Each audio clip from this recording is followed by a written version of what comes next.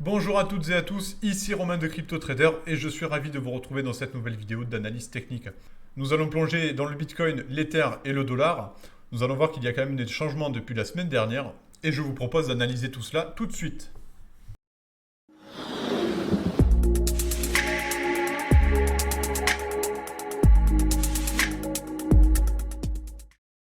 Et pour commencer, le Bitcoin en vue hebdomadaire que vous avez à l'écran.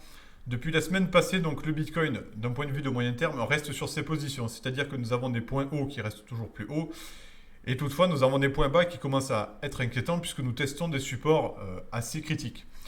Tout d'abord, il faut noter que la Tenkan hebdomadaire sur le point de la lagging span ici a tenu bon. Donc pour l'instant, celle-ci joue toujours le rôle de support dans la zone des 22 000 $. Par ailleurs, la Tenkan que vous avez qui remonte vers les prix ici va devoir jouer un rôle de support puisque celle-ci, dans une tendance qui commence à se construire, doit absolument jouer ce rôle de support. Cela passera par un rebond des prix sur le niveau des 21 200 $ pour l'instant. Il faut noter que la Tenkan continuera de monter tout au long des semaines. Toutefois, le support actuel de celle-ci est situé à 21 100 $. Si un rebond doit se faire sur le moyen terme et que les acheteurs veulent montrer qu'ils sont toujours présents, ce sera sur ce niveau-là. En termes de support critique d'un point de vue moyen terme, nous avons toujours cette Kijun hebdomadaire à 20 400 $. En dessous de celle-ci, je note vraiment une fin de la tendance de court terme, tendance haussière qui s'était mise en place depuis le début de janvier 2023. Et donc un retour vraiment critique et un retour plutôt inquiétant sur les plus bas que nous avions eu en fin d'année dernière. Ceci étant dit, toutefois, il faut noter que le bas du nuage reste la résistance majeure pour ce marché, tout comme les 25 000 $ d'un point de vue moyen terme. Tant que les acheteurs ne casseront pas ce niveau, on ne peut pas espérer un retour sur les 32 000 ou les 33 000 $, comme je vous l'ai dit la semaine dernière.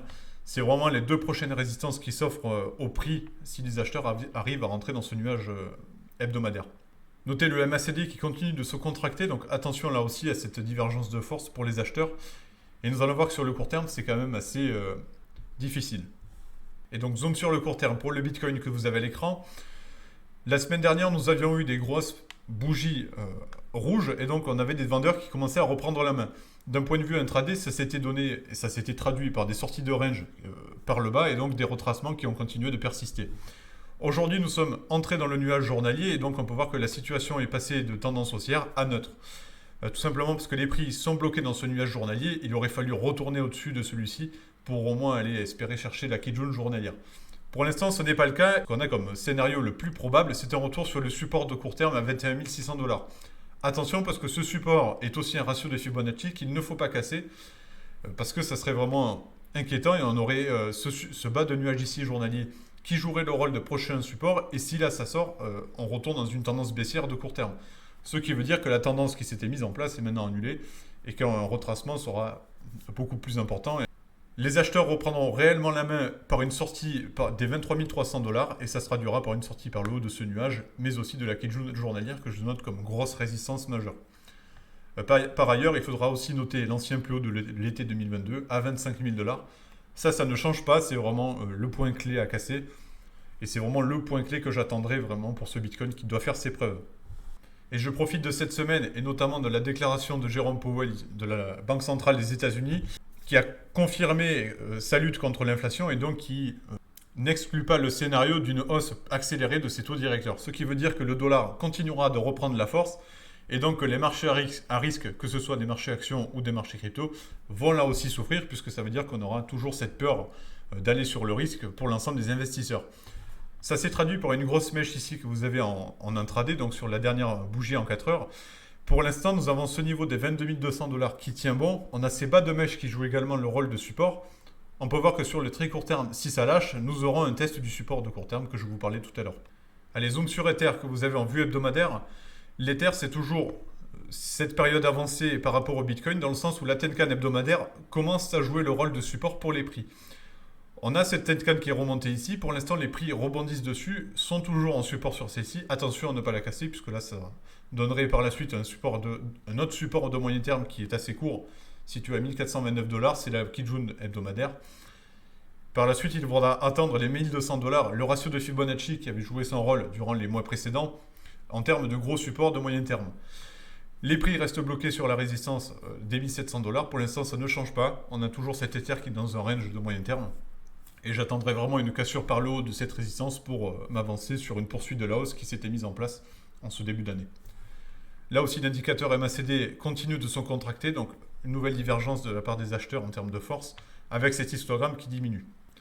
La vue court terme pour Ether, c'est là aussi relativement pessimiste, puisque nous sommes rentrés avec une bougie vendeuse, donc une bougie rouge assez franche.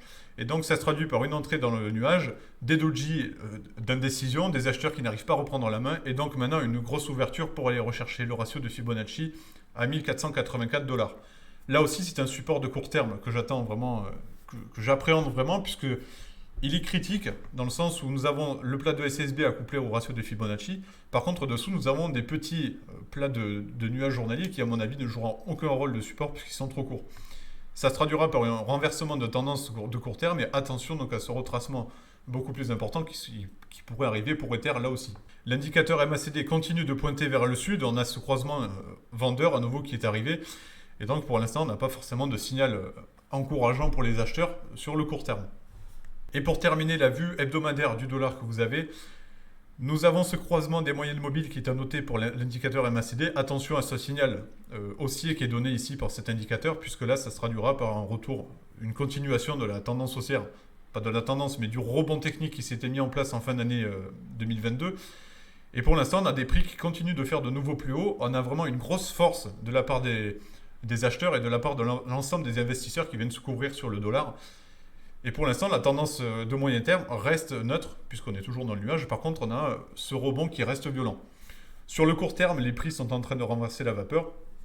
Et donc, ça reste conforté par la Banque centrale des États-Unis qui veut vraiment combattre cette inflation avec des hausses de taux directeurs qui n'est pas prêt de s'arrêter, voire même de s'accélérer. C'est le scénario négatif que les marchés actions n'avaient pas envisagé et ne voulaient pas envisager, puisqu'on était toujours dans un optimisme d'une possible baisse des taux durant l'année 2023, et là on commence à se rendre compte qu'il y a de fortes chances que ce ne soit pas le cas. Il faudra attendre 2024 avant de voir des taux directeurs diminuer.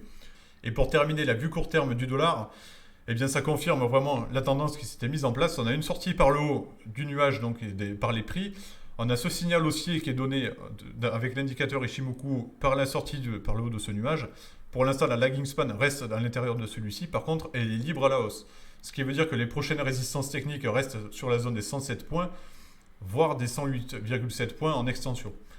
Donc voilà, on a vraiment cette divergence de force qui commence à dévier vers le dollar. Donc attention pour l'ensemble des marchés crypto, parce que ça veut dire qu'on va avoir des semaines assez compliquées, donc avec beaucoup de turbulences à venir.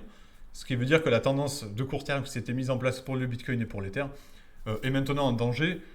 J'attendrai vraiment une cassure des résistances clés que je vous ai citées dans la vidéo pour être un peu réconforté entre guillemets. Avant cela, je reste vraiment assez pessimiste quant à l'évolution des prix. Je vous remercie d'avoir suivi cette vidéo. N'hésitez pas à me dire ce que vous en pensez dans les commentaires. Quant à moi, je vous dis à la semaine prochaine pour faire un nouvel état des lieux de l'ensemble de ces actifs.